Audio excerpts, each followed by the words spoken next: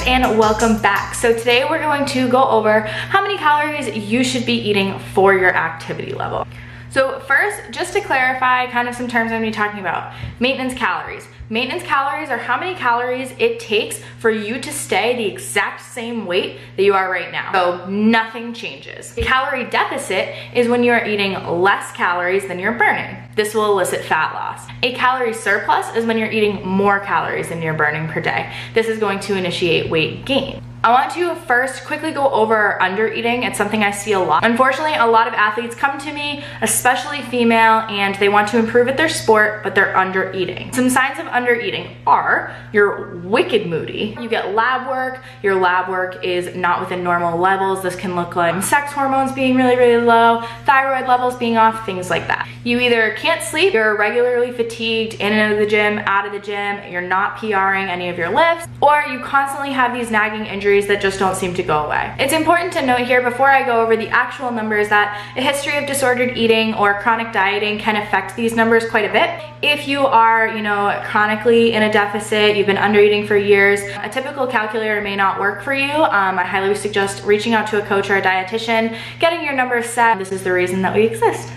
So the actual way that you're going to calculate how many calories you are going to be eating for the amount of activity that you are going to be doing. You're going to take the amount of pounds you weigh and multiply it by a multiplier based off your activity level.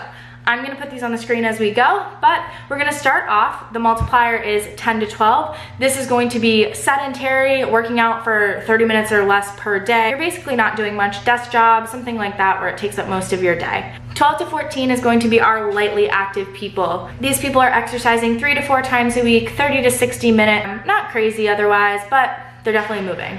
Our moderately active people, your multiplier is going to be 14 to 16. You're working out 4 to 6 times a week, 30 to 60 minutes-ish.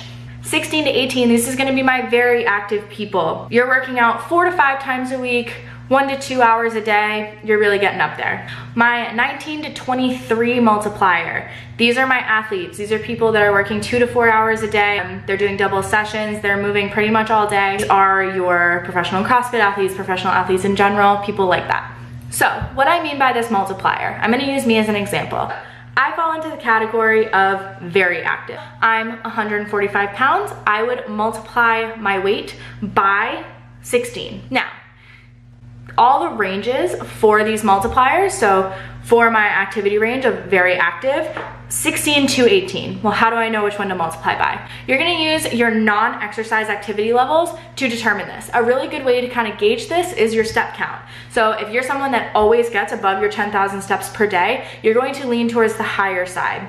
If you are somebody that is relatively sedentary outside of your really intense sessions, you're gonna lean towards the lower side. Now, it's really important to note that coaches exist for a reason. Some other factors that are going to influence you in how many calories you intake per day. First, body fat percentage. If you are 145 pounds, but you don't really have a lot of muscle mass, you are going to require less calories per day than someone with a very low body fat percentage that is mostly muscle that weighs the same amount as you. Your dieting history, this is going to take a toll on how many calories you intake per day. If you downregulated your metabolism by constantly dieting or having, some sort of disordered eating going on one way or another, or you're constantly yo-yo dieting, this is going to affect your caloric requirement. Your non-exercise activity level. So this is what we just talked about with steps.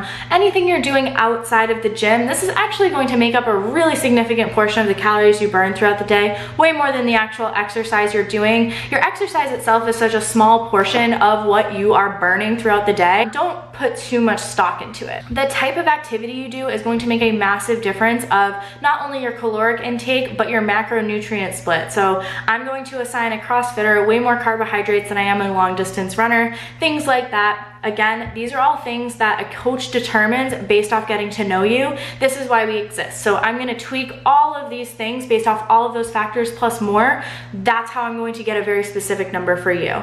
Just the multiplier is a very good general idea of a ballpark that you should be at. However, I highly suggest if you want to get very specific to reach out to a coach or someone that is really qualified in the field that can help you determine exactly where you should be. I think it's really important to note that you should really only ever be dieting 1 to 2 times per year. for maybe 4 to 12 weeks at a time. This is going to vary from person to person just a little bit. However, after that, we risk kind of down regulating our metabolism and our body adapting to us constantly dieting, and then it's gonna make you hungrier, things like that. All of these things are put in place to protect you survival wise. However, it does make it harder to lose weight and harder to lose weight down the line as well. If you have been in a caloric deficit for what seems like forever, it may be time to head back up to maintenance and let your body chill out for a little bit. If you are looking to lose weight or gain weight, we just calculated your maintenance calories. Most people are going to do fairly well with about a 20 to 25% deficit. Any less than that, user error can kind of negate the deficit you've built all week. Say you build a 500 calorie deficit for the week, but then you accidentally, have 500 calories worth of condiments throughout the week, or, that ice cream sundae. It throws you out of a deficit really easily. On the other hand, if our deficit is way too steep, we're talking, 30, 35% deficit, it's gonna be really, really hard to stick to that, stay compliant without, getting into binging and things like that. Same way goes for trying to gain weight or put on weight.